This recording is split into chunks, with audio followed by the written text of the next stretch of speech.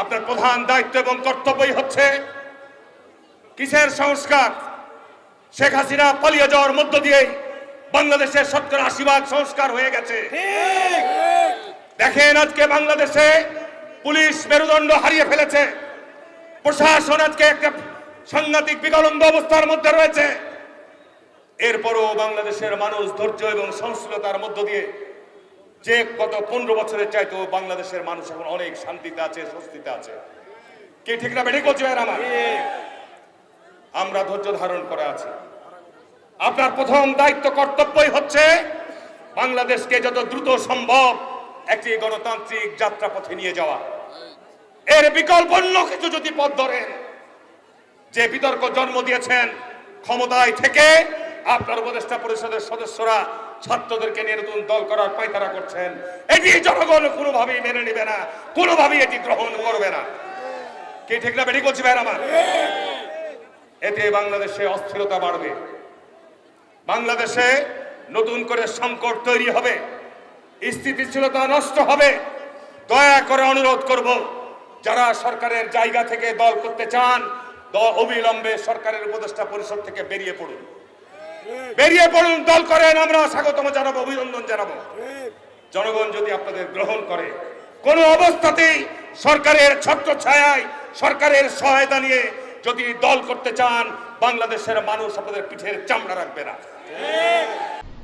আমরা বিশ্বাস করি এই 24-এর অভ্যুত্থানের পরবর্তী সময়ে পুরো বাংলাদেশে যে নতুন করে একটি দল তৈরি হয়েছে, সেই দলটির নাম কি আপনারা জানেন?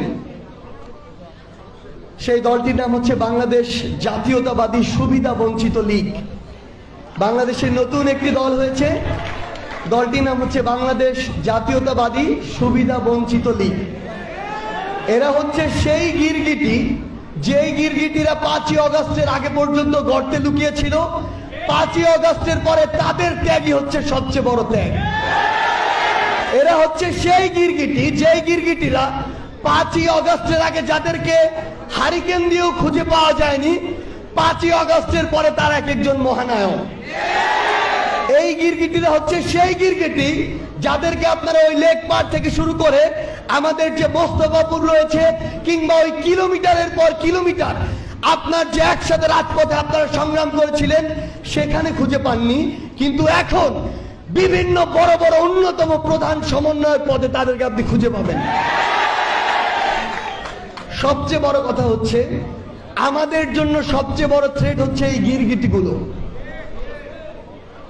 প্রত্যেকটি অভ্যুত্থানের পূর্বে এবং পরে এরকম অসংখ্য সুবিধাবাজ, বঞ্চিত, এবং সবচেয়ে বড় কথা হচ্ছে এদের সাথে আপনি আজকে কথা বলবেন, এরা সকল কিছুতে বৈষম্যের শিকার। এরা শুধু এটি বলতে পারে না যে এরা জন্মগতভাবে বৈষম্যের শিকার, কারণ এটি বললে তো দায়টা অন্য জায়গায় চলে যায়। সবচেয়ে বড় কথা হচ্ছে এরা এতটাই ভণ্ড, আপনি এদেরকে দেখবেন শুধুমাত্র ব্যক্তিগত স্বার্থের জায়গা থেকে সকল জায়গায় তদবির করতে। এদের কাছে আপনি কখনোই দেখবেন না এরা পুরো মাদারীপুরের কথা বলছে, পুরো দেশের মানুষের কথা